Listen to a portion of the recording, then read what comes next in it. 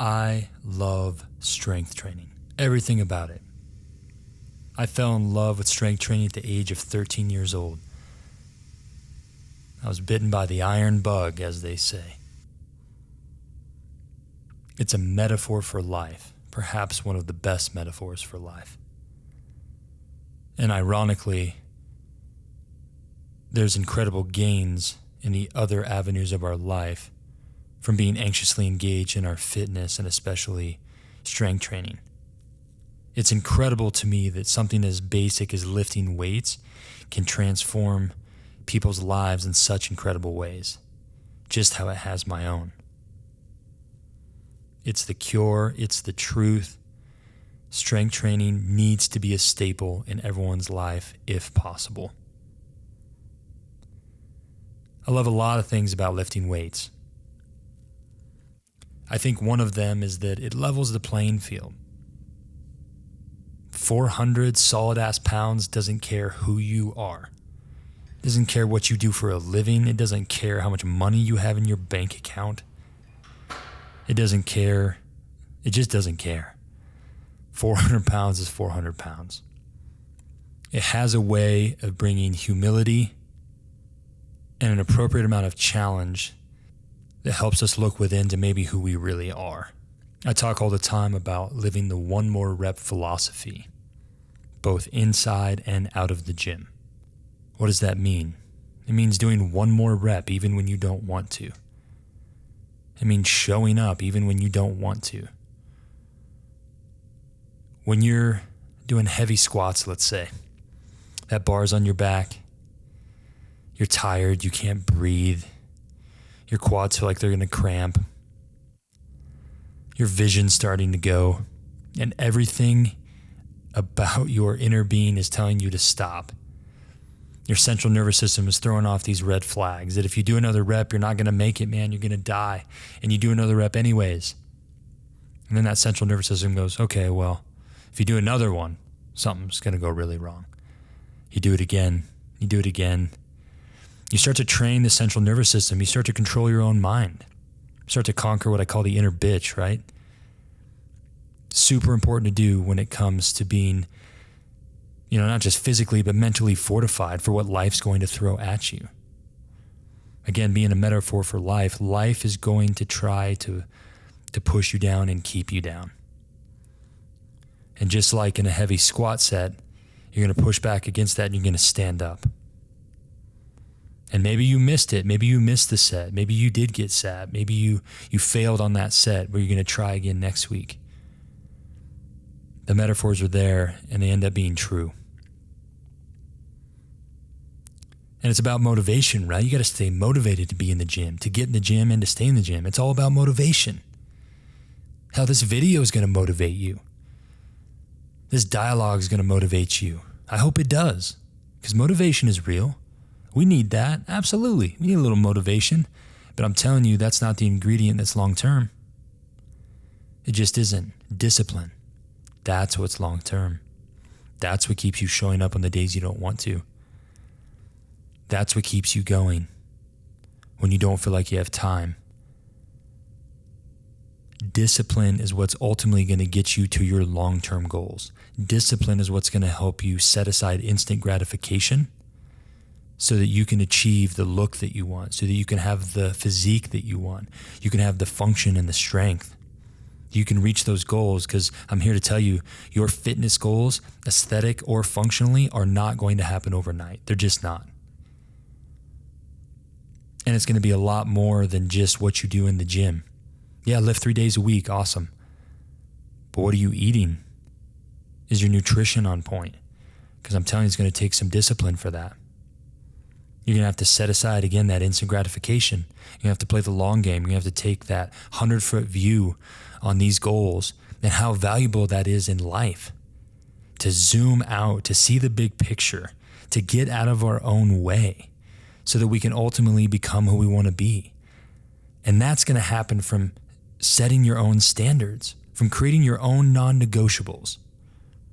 Non-negotiables, the things that you're going to do, and a list of things that you're not going to do in order to get on track to be who you need and who you want to be. You're going to have to embrace the discomfort in and out of the gym. It's the way it is. What a beautiful opportunity that we have to get uncomfortable in our workouts. You know that? Don't dread your workouts. There's somebody somewhere in a hospital bed or in a situation with their health where they wish they had the health, that they could walk into that gym, push that sled, do those deadlifts, do the high volume squats until they can't breathe and they feel like they're going to die. They want that. And you're turning your nose up at it? Get real. What a wonderful opportunity that you have to have the health to push yourself. And if you don't, and you know that your health isn't where it should be, all the more reason. Your fitness, strength training is an incredible place for you to start creating the person that you need and that you want to be, so that you can show up for the people that you love the most the way that you want to and the way that they need you. I have people that come to see me for weight loss goals or other fitness goals, whatever they may be. And if they do it long enough, inevitably they start seeing that it transitions into all these other areas of their life. Relationships are better. They have more confidence.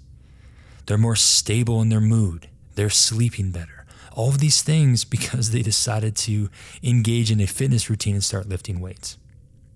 I'm telling you, it's the truth, and it needs to be established as one of your non-negotiables.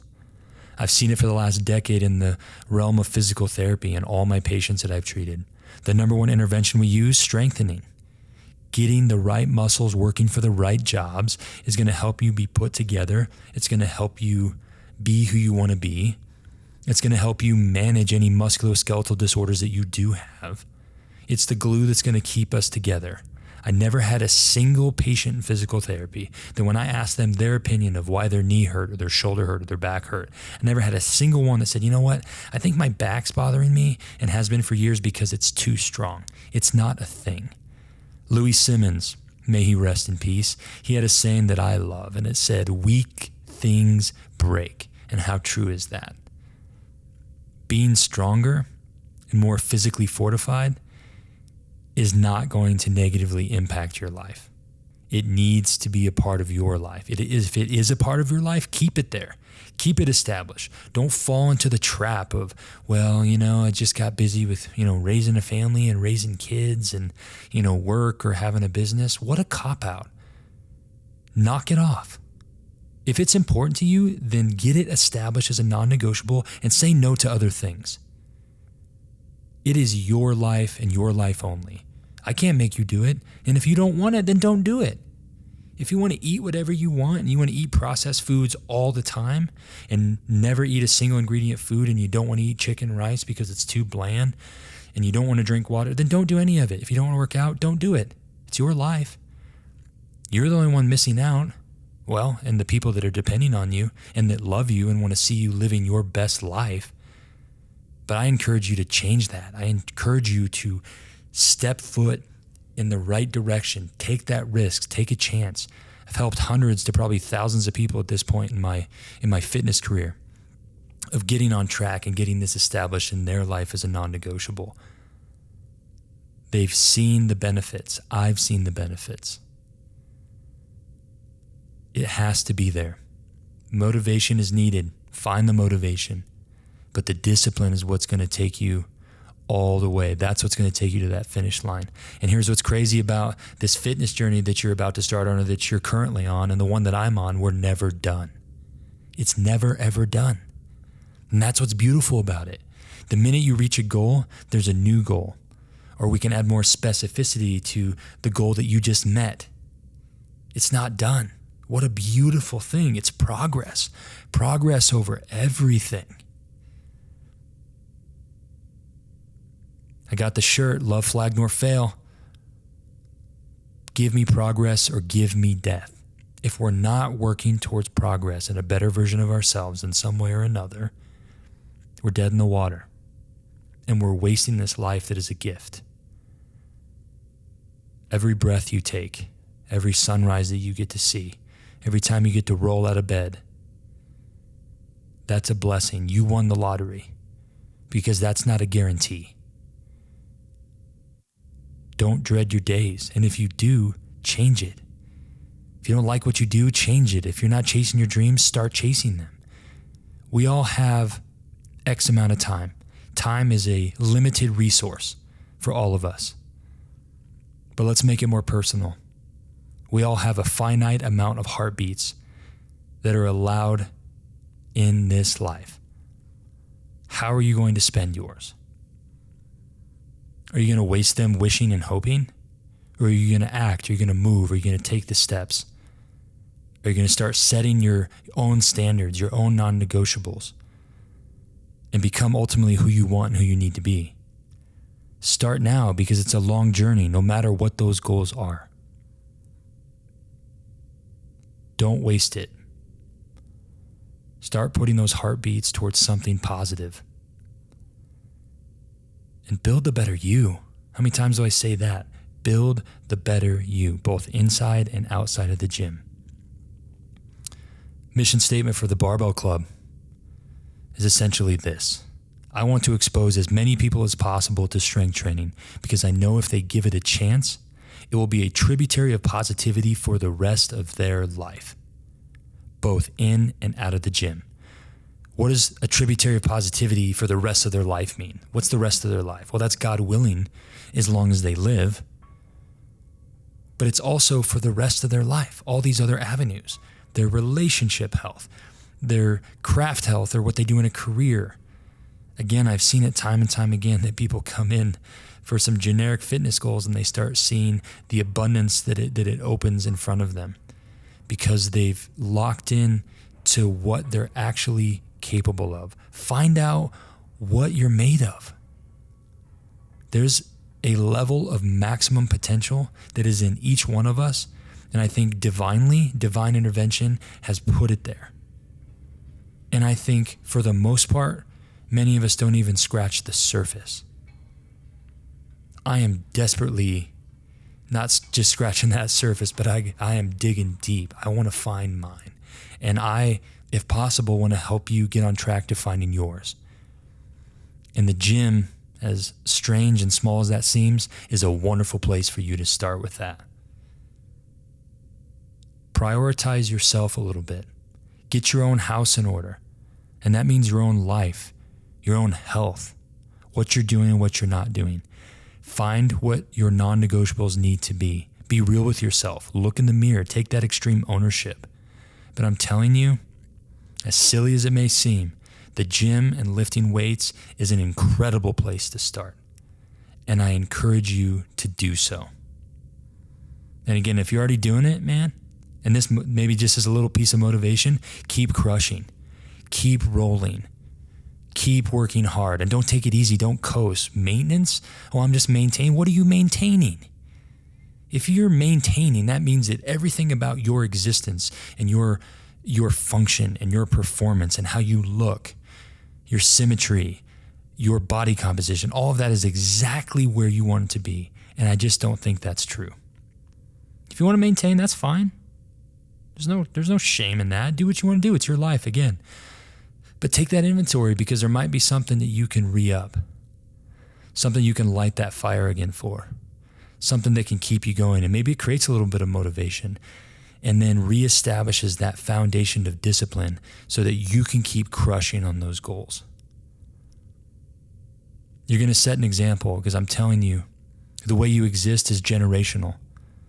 The programs that are running you are because of how you were raised and how your parents were raised and how their parents were raised. It is up to you to potentially break those generational curses. Perhaps fitness has not been a part of your life or in the 3 generations before you. You can change that. Do you realize that? Your children are watching. Set the example. Let it be the norm that mom or that dad goes to the gym, that mom or dad eats single ingredient whole foods and prioritizes clean protein sources and drinks water and cares about how they look and how they feel so that they can be healthy, so that their blood work can look good. All of these things. You set it. You set the tone, and they're watching.